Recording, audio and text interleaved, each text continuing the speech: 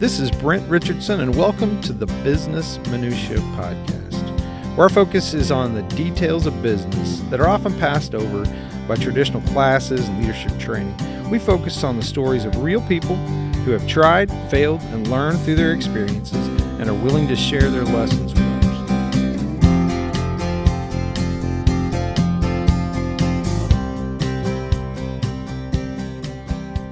And, we're talking about this from a new hire, from a new college grad perspective, or whatever, Right. whatever school, technical, vocation, whatever, wherever you went to school or educated and came out.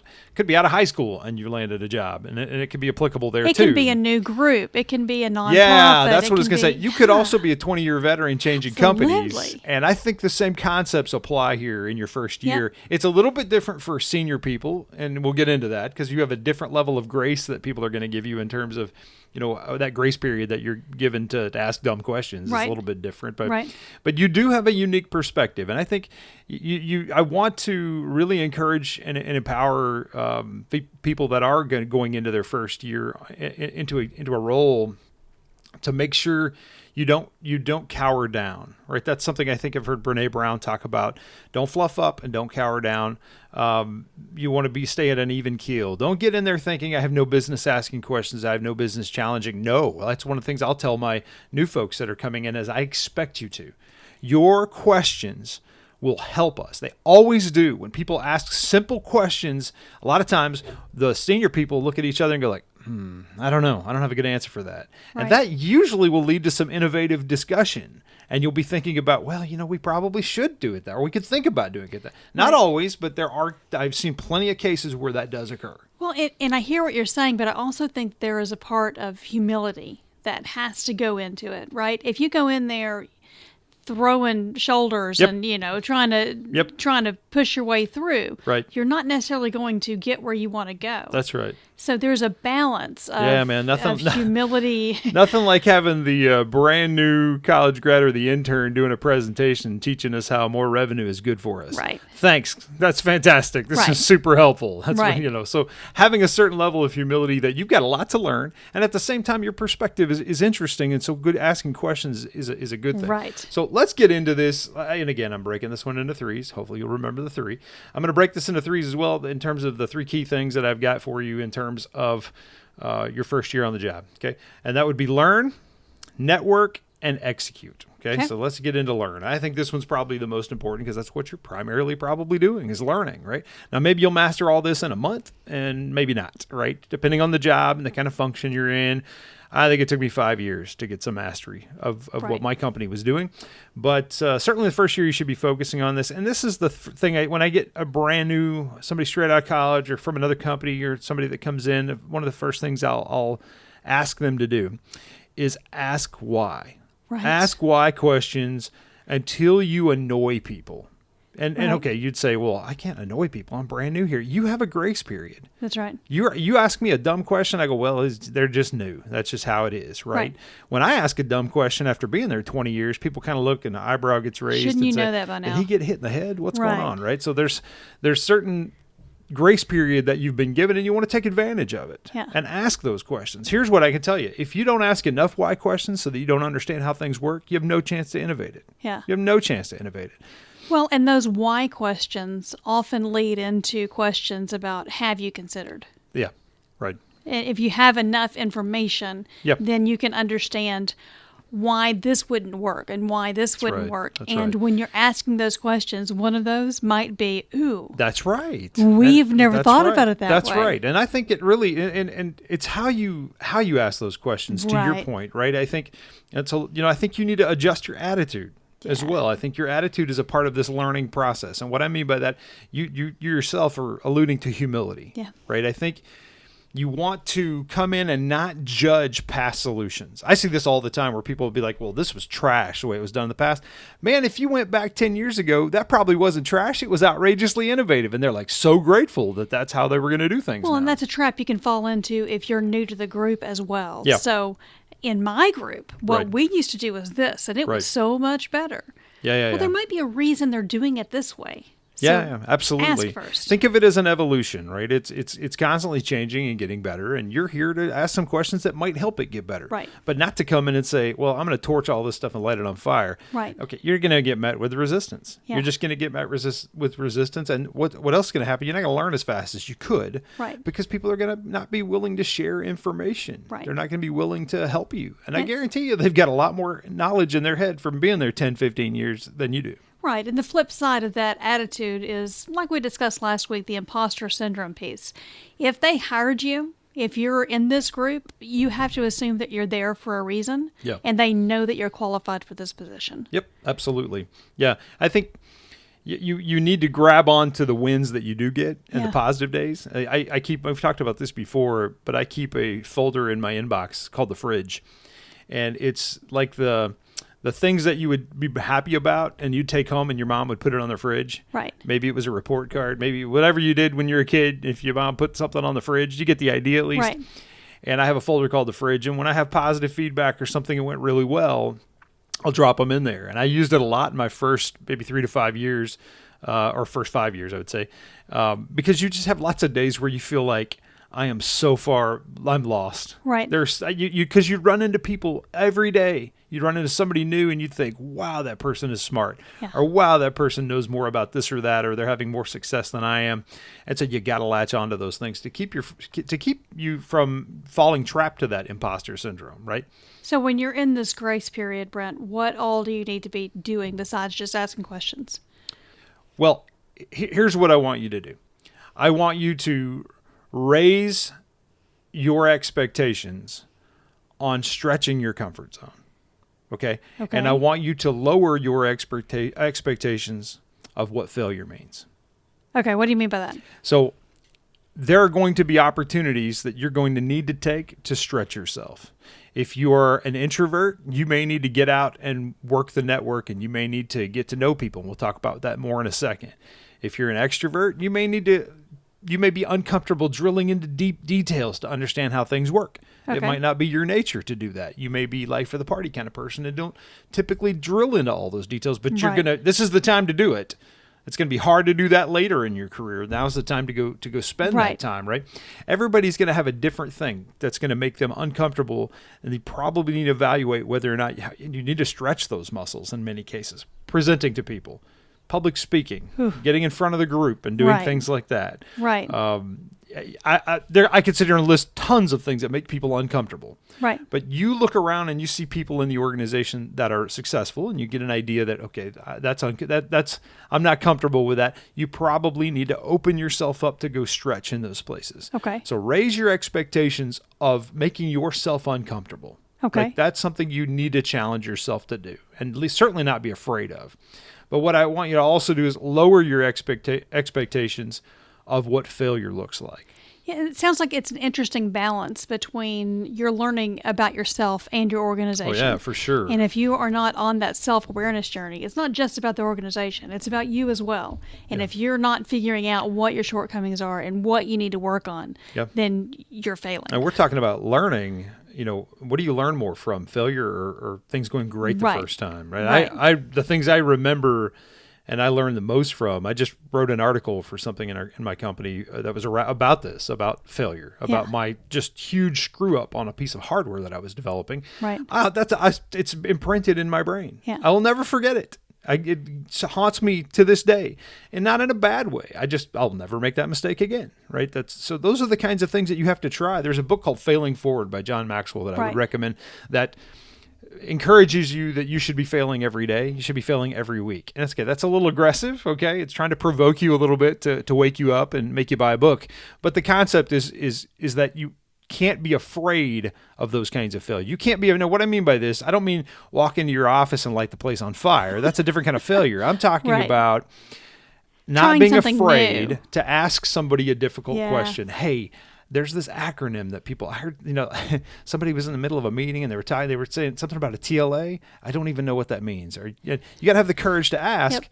only to have the person tell you TLA stands for a 3-letter acronym, bro. Right. It's okay, you know. So there's a lot of those kinds of questions that people get intimidated and they don't want to ask, but you got to get where you can, right? And I think you need to lower your expectations in terms of what failure looks like or what your efficiency should be. Here's another really great example. There's this old story, and I don't know if it's real or not, but the analogy works, is two groups of people were separated for a project, and they were making clay pots. Okay. One group is told, make as many clay pots as you can. You're going to be judged based on the quantity. Right. The other group is told, make the best, your job is quality. Make the best clay pot possible. When they were all done, who had the highest quality clay pot? The group that was focused on quantity, because they were learning as they were going, and they wind up with, they got better and better and better and better. That's right. So the point being, you're not going to learn as quickly. Like even my son and I we're building a chessboard right now. I put it on Instagram. You can see a picture of it. And we screwed it up. You can tell from the picture. I didn't even see it. We were basically done. And I was like, yep, we messed that up. We're doing this again. And so I had to go up and glue up another one. So we're trying to get it together. But I also knew that I could sit there and analyze this thing forever and might get it perfect, but I also probably wouldn't. Like there's no substitute for actually taking action, right? And trying and learning and asking those questions. So you're going to get cases where people are going to belittle you for the question that you ask. Make a note to probably don't talk to that person again, right? That's probably not the person you want to ask questions of, but you can't let that prevent you from continuing to grow, continuing to ask questions. So how much do you need to, suffer through the first year on your own? You should not. That's a great question. And that goes straight to the next point that I'd make. So the first one was learning, right? You got to really focus on learning. The second one I would say is focus on networking. And so suffering by yourself is not a good thing, right? You've got to find ways to go ask questions, ways to go learn and connect and grow with other people, learning your organization, learning outside your organization. Right. You need to learn people's names, try to learn people a little bit of what's something about that person you can remember. Yeah. I'm not so good at family names, but you'll try to grab something where I can be like, yes, that person, this is their hobby. That's the thing. Learn and start to connect and get kind of build your network out. Right. And here's the challenge I'll have for you. Make it your goal in your first year to help at least 3 to 5 coworkers. And I mean help, I don't mean like bring them a coffee. That's fine. You can do that. I'm talking about helping them out with something on their projects, right? Okay. Go and reach out to them and see if there's something that you can make it 3 to 5. Make that your goal. Can you go help 3 to 5 folks in your first year? Because what you're doing is you're investing in those connections, right? That helps your network. You're expanding your network. You're learning something new probably. And then in addition to that, in the future, you've got people that you can lean into that you might be able to ask for help. Well, and when you first said that, my immediate thought was, oh my gosh, but what about the office politics? But in that first year, you're still in your grace period. Right. That's right. So nobody's going to be mad at you if you step on their toes. That's right. That's right. And you want to take advantage of that, right? Right. Here's maybe a good example of taking advantage of that grace period. Asking a lot of questions to a lot of folks and using those questions as an organic way to network. So networking can be uncomfortable, especially for folks. We do get some brand new hires that have no problem with it. They're just, again, we covered this. We have an episode on introverts and extroverts and networking for both. Right. I encourage you to go listen to that for detailed tips of that apply to you. But in general, finding an organic way to go connect with people, certainly for introverts, it helps. Yeah. And right now you have a good reason. You have a very good reason that says, hey, I'm working on this. I've heard you have some expertise here, and I'm just trying to learn. Can I borrow 30 minutes of your time to ask you some questions? Right. And then your last question in that 30 minutes should be something open-ended, so that you have a reason to follow up and come back to that person. Now you're starting to build a relationship network. You're starting to build to where you might have an opportunity to come get, because you're probably the questions you're going to ask in that first 30 minutes, you don't even know what questions to ask. You are so good at this, Brent. It's ridiculous. You have to find a natural way to do it. Yeah. I wasn't good at this when I started. I was terrified to go talk to somebody I didn't know, especially we had this one lady who was like the best of the best in this one functional discipline that I was developing expertise in. And I was told, don't talk to her because she can be very intimidating and very, and so I tried to avoid her. And I remember sitting on the piece of equipment one day and she came in and talked to me and I was just almost shaking because I was told to stay away from her. I don't feel that way anymore. You should talk to everybody and anybody. And you got to exercise that muscle and get better at having conversations like that and not being stricken with social anxiety. But I also think there's something about those questions have to be good questions and not like repeated questions. You can't ask the same question every week. Absolutely. That would be the bad example. Yeah. Right? Because I'll get some people say, you say ask a lot of why questions. Don't you feel that there are some stupid questions? Okay. No, I wouldn't say they're a stupid question the first time. The stupid questions for me are when you ask me the same question 3 times. And I could clearly tell you're not listening to me at all. Now, I don't know why you're here. Now, can you ask someone to build on the question? Yeah, in that's other different. words, yeah, that's different. Last week you told me this is true. Right. I've seen this. Right. So what's the next? Yeah, that's right. Like last week we talked about this, but I'm going to follow up and ask you a little bit more detail. Right. That's not what I'm talking about. Yep. I'm talking about somebody asking you a very specific question about, hey, what database do I go to get XYZ done? And you tell them and they come back and say, what database do I, okay, something's wrong. Like I'm thinking you maybe got hit in the head now because you're not listening or retaining. Something's going on. That would be a bad example of asking questions, repeated, questions and not learning, or repeated failures. Like it's one thing to screw something up. It's another thing to screw it up 3-4 times. Right. Now I go, all right, I gotta get you off of this. This is not working. Okay. Right. So that is an example. It can be bad, but the thing about the networking piece, you've got to get out and branch out like this. And here we talked about this in the networking episodes, but I'll hit it again here. If you want to work on bigger projects, if you want to work on more significant, more impactful projects, more impactful things for your company, you are going to need a wider audience. You're going to need to be able to work with a wider audience. You're going to need to be able to collaborate with lots of different people, right? The more you invest in your network, the easier that gets over time. The challenge is it doesn't pay off right now. Right. It's one of those things you have to carve some time out to go do this, and it will pay off later. Right. This is a good time to start that investment process. Do it now. Right. And I could just see you. I could see you talking to a new hire and saying, okay, so I need you to go talk to Patty over in whatever group. And the new hire saying, oh, yeah, she's the one with the dogs. Yeah, I've already met her. Right. Your face would light up. Good for you. Right. Absolutely. And I'm okay with people who aren't that way. Yeah. Like I'm an engineer. I work with some introverted folks, right? What's the old joke about the difference between an extroverted engineer and an introverted engineer? The extroverted engineer looks at your shoes. Right. Right. So right. we're known for being quite introverted. And so I go out of my way to try to help people in this way. What I'll do is I'll schedule the meeting with the person I want them to connect with. Now I've introduced the two of you. Now I'm probably multitasking in that meeting and not super paying attention because I don't need to be there. This is just the electronic introduction, so to speak. Right. And then from then I want them to go run with that and go connect. And ideally, in the process of doing all this, you're also kind of collecting a list of mentors. Let's talk about mentors. So I think it's one of the most important things that you can get in your first year. Yeah. By the end of your first year, I would hope you would have at least your first group of mentors that you've kind of felt out. Now, a couple things on mentors. Okay, there's formal mentors and informal mentors. I'm talking about informal mentors. Your company may assign you a mentor. They may assign you a buddy or somebody you're supposed to be tied to. Right. That's great. That's fantastic. Leverage and take advantage of that. That person is now assigned to your success. Should be, right? That's not what I'm talking about. I'm talking about you don't want one. You should have like 12, 15, 32, 80. Half the company should be your mentors if you can work it out that way. You're not going to have time for all of that, but you got to find. There's no reason for. Here's my memory of my first year, and this is the one thing I did well. I think I had a mentor assigned to me, and I realized pretty quickly that they were good. Okay, I could tell that they were teaching me some things, but I could also tell that there was another gentleman that was not too far down the hall from me that always had people outside his office. Okay. Always had people outside of his office. Right. And I would talk to people, and I just from talking in the hallway, I would hear people discuss, well, so-and-so, we'd have to go talk to him. He's the expert. Yeah. All I had to hear that was twice, and I go, why am I being mentored by this person only? I want that one. I want that one too. Right. And so I found reasons to connect with the individual. Now, it just so happened that the individual went to my alma mater, so I had a connection point. He had some A&M stuff in his office, and so I'd make small talk for a minute.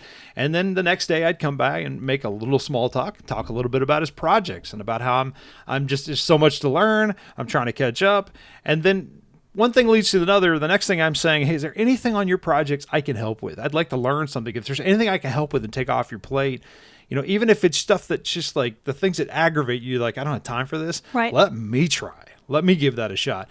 And then the next thing you know, he and I are co-working on a project together, and I'm learning tremendously, right? So the more mentors you can get, the better, and they don't have to be formal. There was never any broadcasted announcement that Brent's being mentored by this person. Well, and you don't actually have to ask the person, right? You don't have to be, hey, will you be my mentor? You don't need to do that. You don't need to do that. All you need is somebody that's reasonably approachable. Right. Okay. I would say you do need to find somebody that's reasonably approachable. Right. Being mentored by somebody that's caustic and, clearly doesn't want you there and won't make eye contact with and you if they're is probably a bad call. If they're offended by the first two questions you ask, yes, not a mentor. That's right. And there's also people like that. That person's the expert, right, but they'll bite your head off. Yeah. And, okay, next, what are my other options, right? So approachable, but also make sure you're picking people that are winning. Make sure you're picking people that are knowledgeable. Right. I have seen people buddy up to. I almost did this myself. Okay, I would see when I had been a manager for maybe 9 months. I was in a meeting across with one of these cross-functional. You get managers from all parts of the company, and I'm listening to this one individual, and I'm like, oh man, that guy's got it figured out. And it's because he was charismatic. He could articulate very clearly. He seemed to understand the pain of what my function, looked like and dealt with. And I was like, that guy gets it. I want to go learn from that guy. He was fired within a year. Yeah. So you don't always know that, right? So you do need to be cautious and be aware of, how competent are they? Are they winning? Are they in a pod? Now, how do you find that out? Well, you got to just circle. Well, circle around and connect with your network, talk and ask and learn. I was able to just connect with other people and be like, watch it, careful. And then the yellow flag goes up and I'm cautious. Now that was 5 years into my career. Your first year, you may not have a network like that. So don't commit to any one person. Don't go all in on any one person. You need a diverse group of mentors, right? Right. And I think there is something to be said here. It might be a little bit of a controversial topic, but when it comes to gender and mentors, I think you have to assume the best in the person who you are asking the questions of. But you also have to make sure that you are keeping it as professional as possible. I know that I have approached people trying to find a mentor only to realize, or have been approached only to realize that person's a flirt, right? Oh, sure. And you've got to try to eliminate that kind of thing when you're looking for someone to help you. Absolutely, yeah. And if you feel uncomfortable in any way, this is not a good mentor. Right. You can't do that. Right.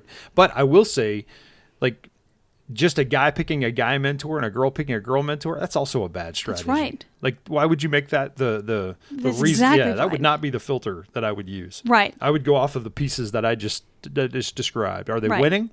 Are they knowledgeable? Are they approachable? Right. Right? Are they, in which case I'm going to start to introduce myself and see what I can learn.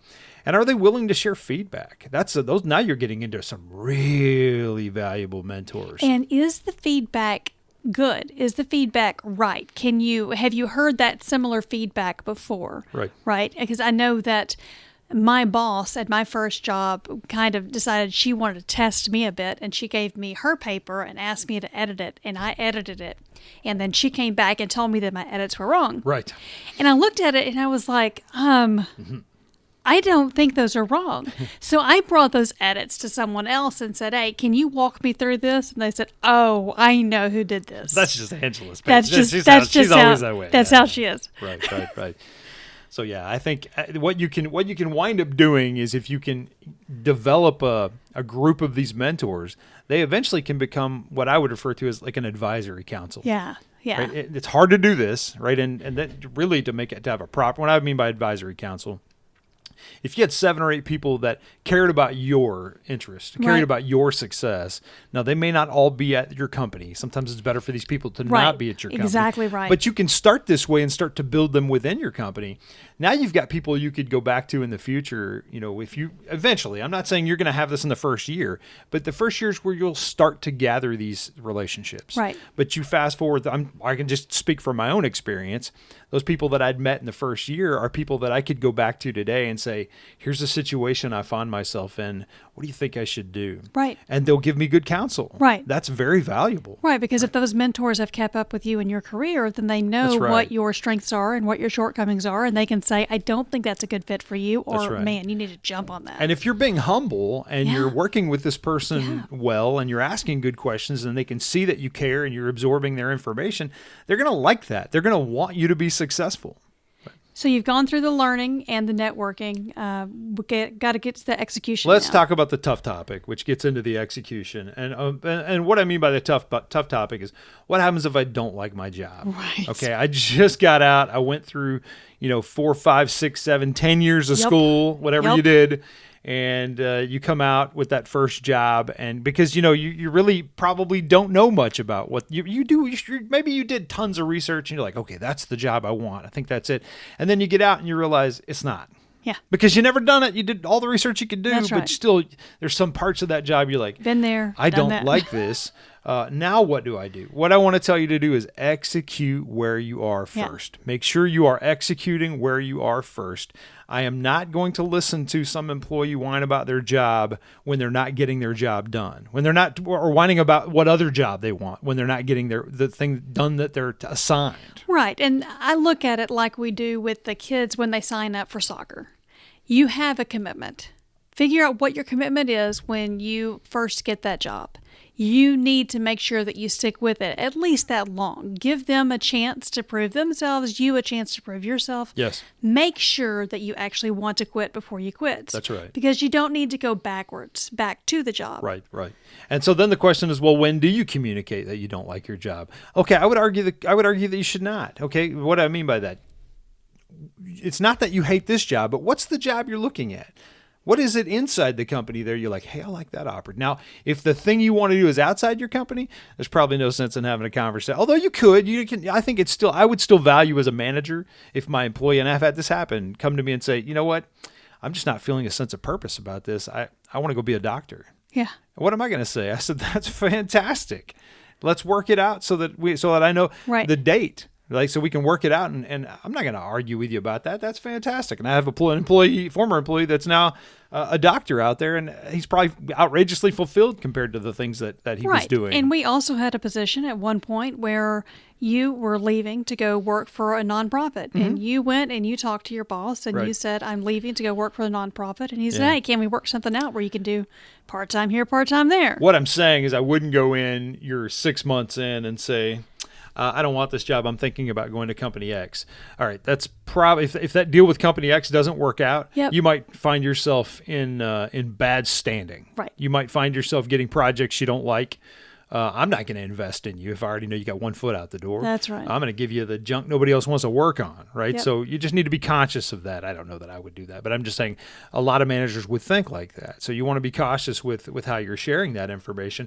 But do you need to share that information? Why don't you talk about what it is you like to do? Right. Talk about the areas you probably are interested in that other role or roles inside the company because there's areas there that you're interested in. Yep. You're thinking, I see this person is doing that and I didn't know that job existed. That area is interesting to me. Are there ways that you can go collaborate and learn more in that space? Right. Can you find organic, natural ways where you can be where you are, execute where you are, And grow okay, your network that direction. and grow your network that way Yeah. and execute where you That's right. are. Right. If I have an employee that is kicking tail where they are and they come to me and they say, I am interested in this space. Is it possible for me to go grow there? Yeah, I'm going to do everything I can to say, hey, here's the first thing I'm going to do. Let's go expand your network to include those people. Yep. Let's first Yep. start there. And then I'm going to, and as long as you're still executing, I'm going to work with you on that. Now, will you have bosses that won't? It's possible, but that's a different kind of problem. You can go listen to the Bad Bosses episode and get some tips there, but that's a different situation. When we say execute where you are. The other thing I think it's important to highlight in your first year is to get other eyes on your work. That was something I think I had pride in early on, that I didn't know if I wanted anybody looking at my work, right? Because I felt you feel self-conscious about your work. So that based on fear. Yeah, you're like, I don't want people to look at it because it's probably wrong. Right. Well, that's why you need people to look at Right. it, right? So find healthy ways that you feel comfortable getting peer reviews, probably in that network that we talked about in step 2 there, right? So I Right. think you've got to find places where you could go. That mentor I was telling you about, I could take him, my work, and say, here's what I'm thinking. Here's how I'm approaching this. Does this make sense? And he would say, yeah, don't do it like that. I understand what you're thinking, but here's what's going to happen. Change this, blah, blah, blah, make those modifications. Right. And that was very valuable. Finding ways through your network to be able to go get peer review and get other eyes on your work Right. is the key to executing, is to being on time and getting things done correctly. Right. And if you're going to give a presentation or anything like that, it's always good to have somebody else look at that and tell you, okay, just so you know, the Yep. person you are giving this to does not like this. That's right. They will not respond well to this. Which they is want where, more of this. Yeah, which is where that diverse group of mentors Yeah, can be really valuable absolutely. to you. If you're having to do a presentation or putting a pitch or something like that together, finding people who will give you good feedback is not easy. So what do you recommend as far as knowing if you're executing or not? Are you relying purely on the mentors, or do you kind of keep your own list in your head as You've got mentors, your boss for sure. Right. You definitely need to be having a regular conversation with your boss about what the status is, how things are moving, how things are going. In addition to that, I would say you also need to be having a regular checkup for yourself. Now, what I mean by that, you're executing and you're getting your projects and you're getting things done. right? Okay, but is that, you can also get lost in that execution. Oh yeah, absolutely. Is that you need to have, I would recommend monthly. Okay. Right. Now we'll talk about people needing to do like performance evaluations twice a year. I would recommend you evaluate yourself once a month. And how do you do that? Zoom out. You're not working on, you just put it on your calendar, force yourself to do it. You need to stop and go and ask yourself some questions. Here's some example questions. Think about what I've done this past month.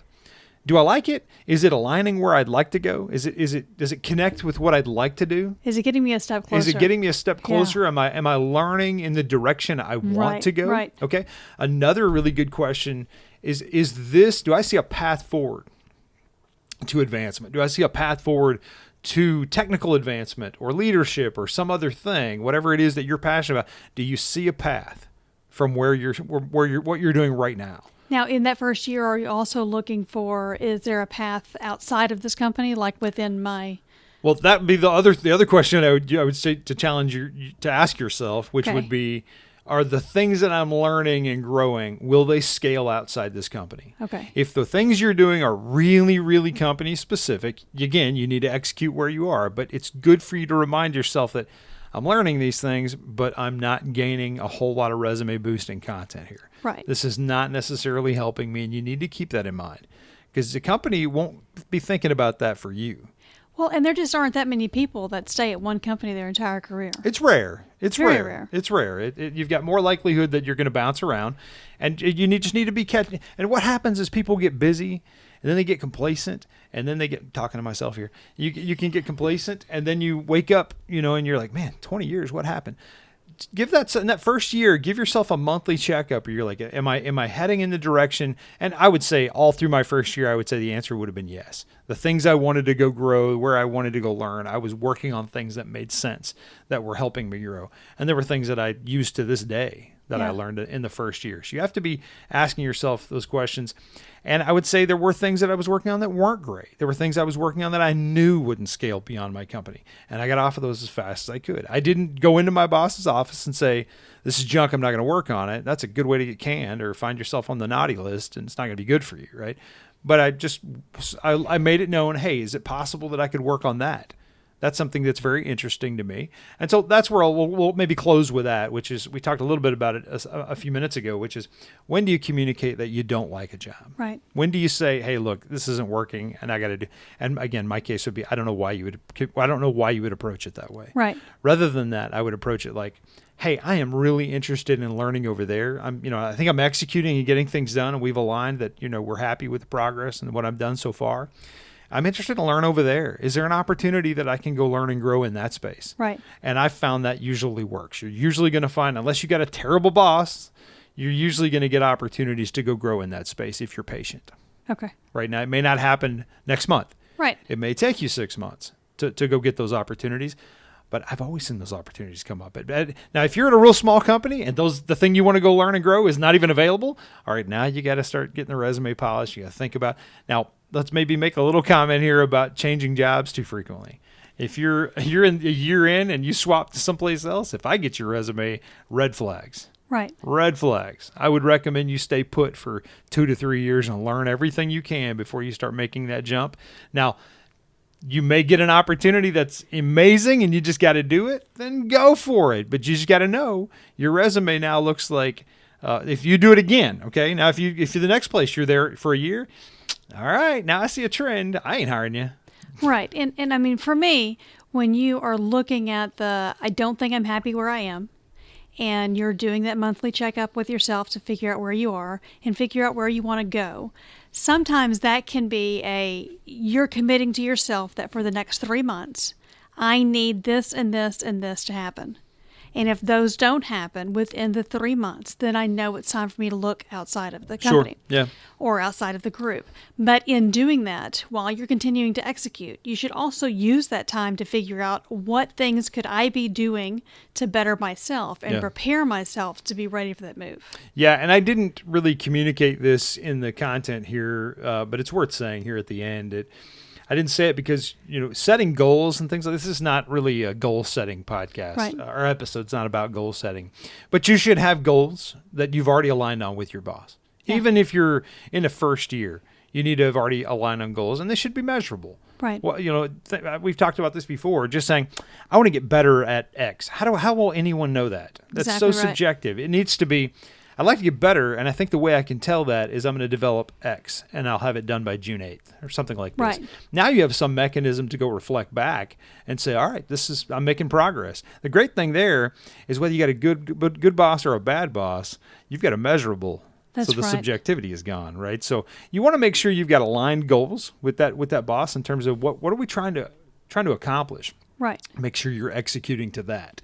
You're executing to that. Now you have some leverage where you can talk about where you want to go grow next. Right. Right. And if you're coming to me, I'm going to try to carve it out so that you can go grow and learn while you're still executing within my organization if I can. Right. Now, if I can't, I'm going to find a partnership that I can work out to find a home for you. Right. But I'm not going to do that if you're not executing. And having those measurables help you both if you have an overwhelming job or if you just have a monotonous job. Yeah. Both of those can be benefited greatly by having a checklist to let you see what you have accomplished. Sure, absolutely. Yeah. First year on the job. Stressful time? Oh, absolutely. Yeah. Yeah, it was a challenge for me. I think the first year was it would have been a lot easier for me going back if somebody had told me this. Right. And the position that I have first year on the job all the time because every time I get, if I'm working for a new company in my freelance work, then I'm right back at the beginning. Well, again. if you're listening to this and you're just clearing college and you're starting that first job and you found us and heard it, welcome to the real world. Best of luck to you. And if you've got additional questions, we are all ears. Reach out to us. We may record a special episode just for you. Have a good week, folks.